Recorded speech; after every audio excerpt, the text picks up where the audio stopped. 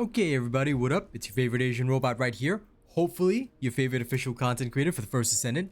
Now, today I'm going to release my Glay build to you guys. So, you guys have already seen the farming Glay build, which is pretty much based around mass sanctification.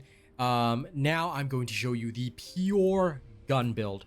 Alright, this build is based purely around using guns. You can use this with Vestigial Organ, you can use this with Greg's, whatever. I will demonstrate the Greg's version, of course. But you can literally run it with any gun and you will generally do well. Now, here's what I have to say. Alright, before I begin, as always, if you have not yet registered me as your content creator, please make sure you do so. Link is in the video description. And of course, if you guys have already registered me, but it's been more than a month, you might want to extend your support because support runs out every 2 months. So just be aware of that. Okay, let's get into this. Excuse the coughing as always. Let's get started. Okay. When it comes to this particular Glay build, the best part is that you literally don't have to worry about a lot of stuff, okay? For your reactor, any reactor will do because it does not matter. The only things that I would really recommend having on your reactor is number 1, skill duration up, and number 2, skill cost.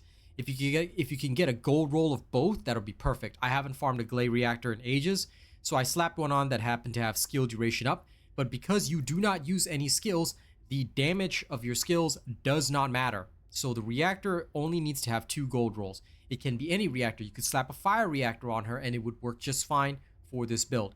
Skill duration up, skill cost, gold is the most important in my personal opinion for this, right? So that's what I could do. The other thing would be skill duration up or skill cooldown. That's also another option. I have not managed to get gold rolls of both of those, so there you go. All right, so this is what I'm using. Now, for your external components, okay, you want to use the Annihilation set. Why? The Annihilation set increases skill duration. Fantastic, right? And also, the firearm attack that you have increases proportionally to the amount of max HP lost. All right? You can get up to 26% additional firearm attack. Okay? And because it increases proportionally to the ratio of max HP to HP lost, as you deplete your hit points, you basically gain more and more firearm attack, which is fantastic.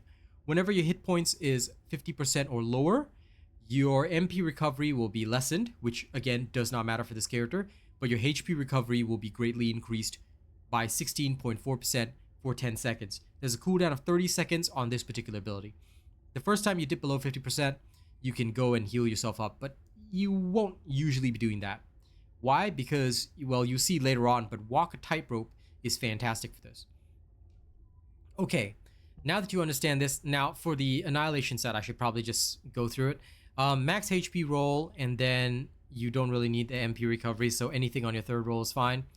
For your Annihilation sensor, you don't need MP, so I just went with a HP recovery modifier roll. That's a must-have for Glay. For your Annihilation memory, a defense roll would be perfect. The extra roll can be anything. And last but not least, the processor can be anything, because realistically, for the processors, I don't believe they have any particular stats other than max shield and whatnot, shield recovery modifiers. I don't think there's anything that would actually prove useful to your character. So I would just go with whatever on your processor. Any Annihilation processor will do. Yeah, you just want to trigger the full set effect. Okay, so that's the external components and the reactor covered. Now, let's talk about some other stuff. When it comes to your weapons, most of them, like with Greg's Reverse Fate, as I've shown you guys, will have a Glay specific build. Now, in my previous video, and of course there'll be a supplementary video about this, I had, like, just example, let's say you're taking on Swamp Walker. I had Electric Priority here, but I realized that, and again, a video will be supplementing this, Focus Fire is probably better, for Greg's at least. So the Electric Priority actually caused a decrease in DPS, which I wasn't expecting. And it actually worsened it over just using Electrical Enhancement. Electrical Enhancement, of course, is fantastic, but yeah, this would be the ideal setup. So your guns, make sure you have a good build for Glay, because you're going to want to play off the fact that she's got unlimited ammo with this build. Yeah? Okay. Now that you understand the guns, reactor, and all that, and of course, please do consult my actual builds for the specific guns. Or if you've got your own build for your guns, go with that. But basically, this build is reliant on having a good gun. For Vestigial Organ, you can use it, but in general, you actually end up dealing less DPS, based on what I've seen, compared to something like Greg's, because the launchers, other than for Molten Fortress, where a launcher is a fantastic asset because all you got to do is just blow up the orbs that come out of him. The launchers in normal combat are actually worse because sometimes they will miss the Colossi, things like that. There's a projectile travel time.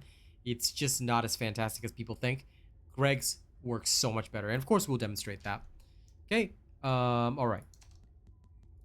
Now, for the modules, this build is one of the easiest to build because there's very little that you need to put in. All right, you can in fact use quite a few of the ones that are similar to the Sanctification build, so there is very little modification going on.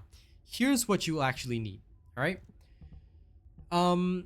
Nimblefinger's MP conversion. This gives you a total skill cooldown of roughly 60%.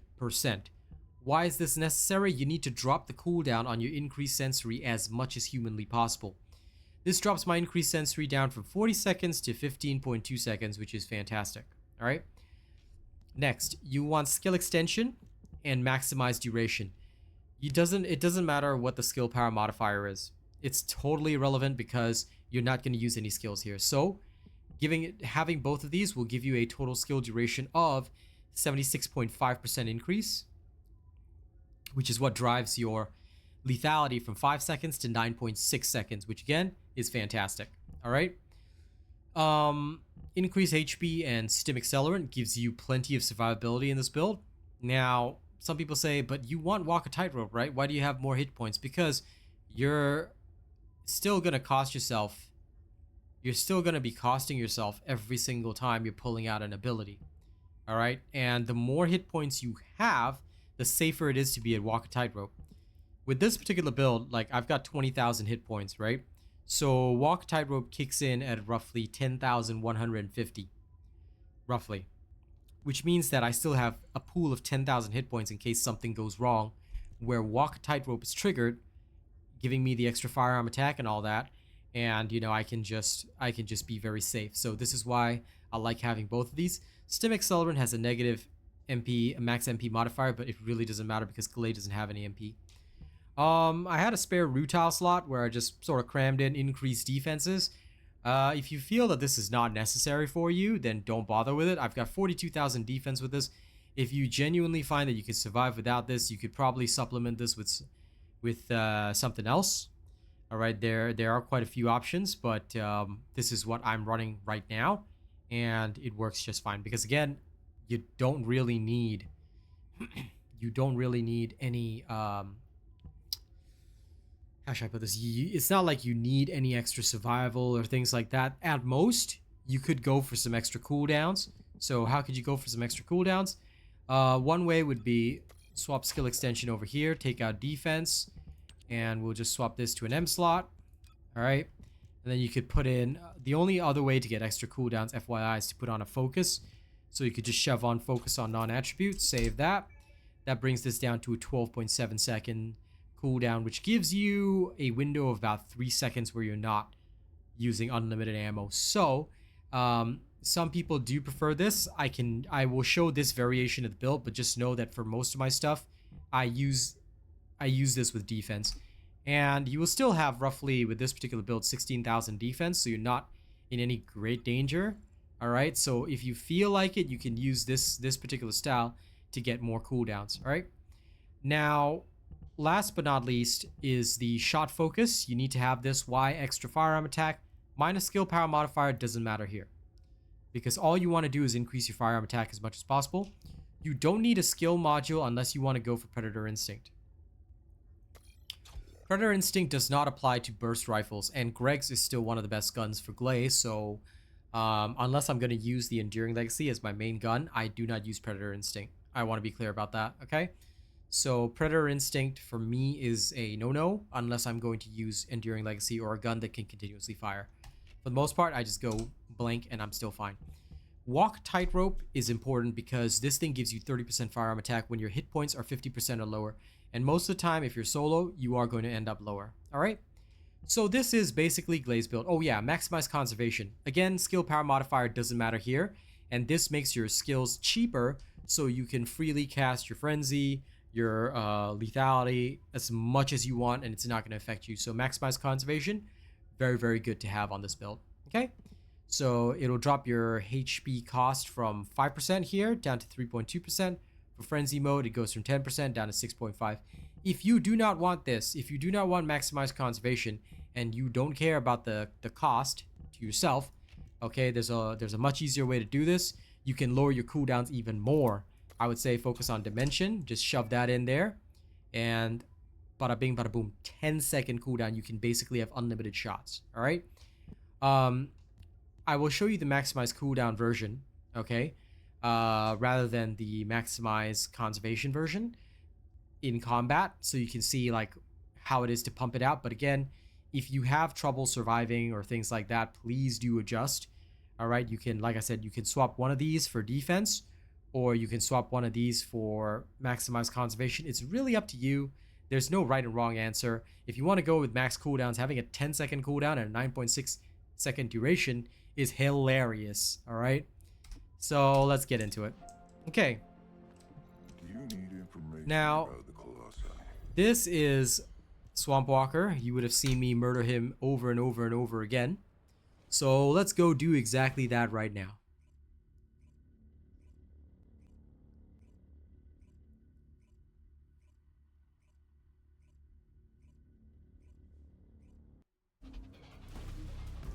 Okay, now with this particular build, like I said, you have less defense than you had before, but it doesn't actually affect your damage reduction that much.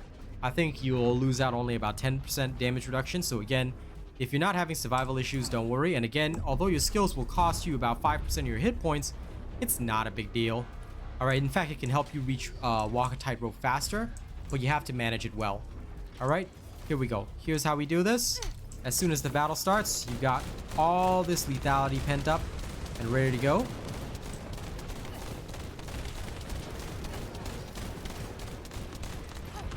And then you're ready to go again. This is what I love about it, see? It's just so good. Oops. We got to fly.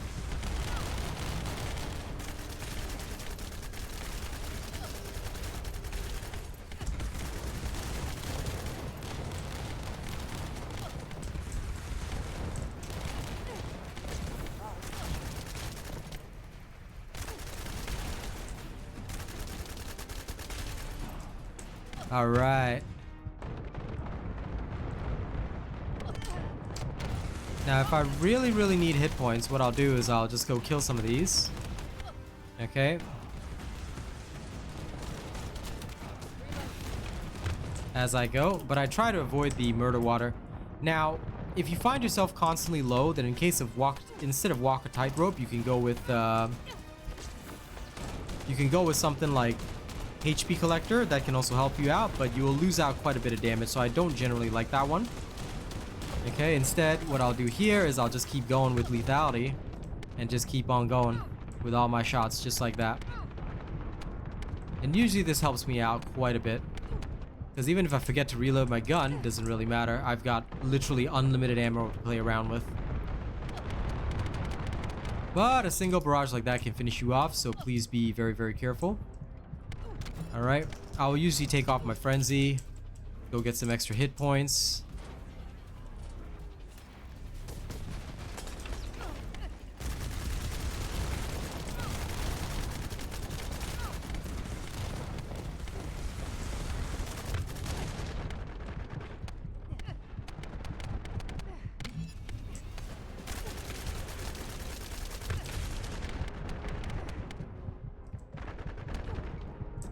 Maintaining low hit points is generally good for Glaze, so don't hesitate too much to do that. You'll be able to cost yourself hit points as you go along, so it's not really a big deal. Make sure to keep the firing going. Alright. The only big danger with this particular style is that if you're going with Walker Tightrope, right, you've got no backup plan in case things screw up.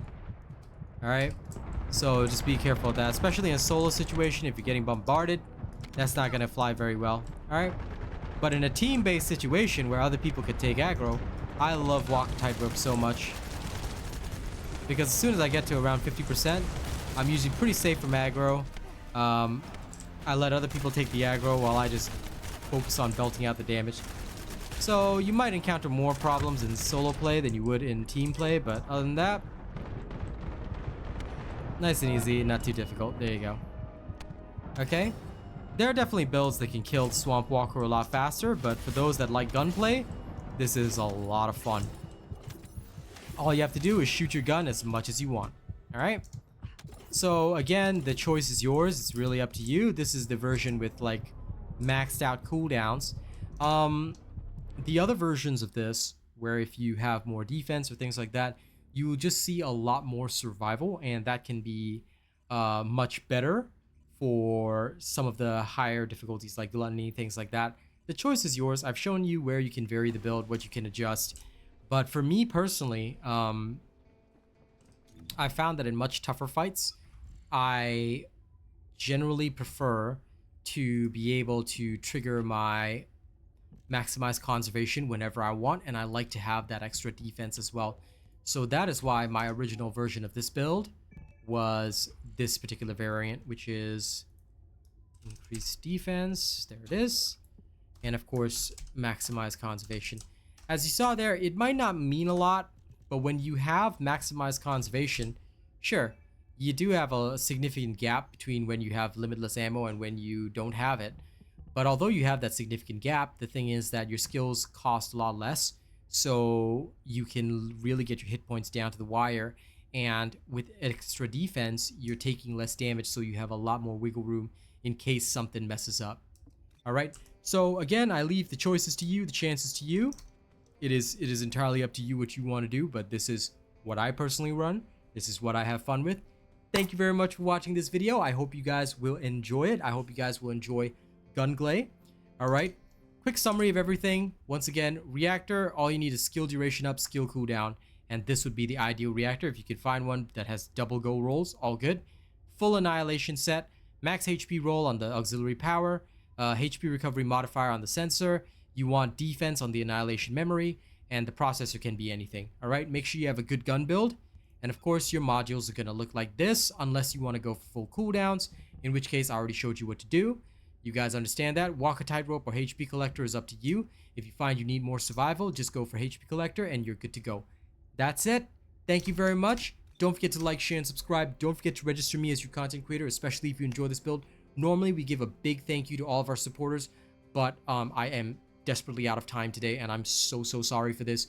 I hope my top supporters will accept my sincere apology for not, putting up the usual picture and everything. I promise you it'll be there in the next video, but I'm completely out of time today. So my deepest apologies to my top supporters. You guys know who you are already. My top channel members, thank you guys so much for keeping this channel running. Thank you to everybody that has donated on stream, things like that. You are the ones keeping me in business. I appreciate you guys, and I'll see y'all in the next one, okay?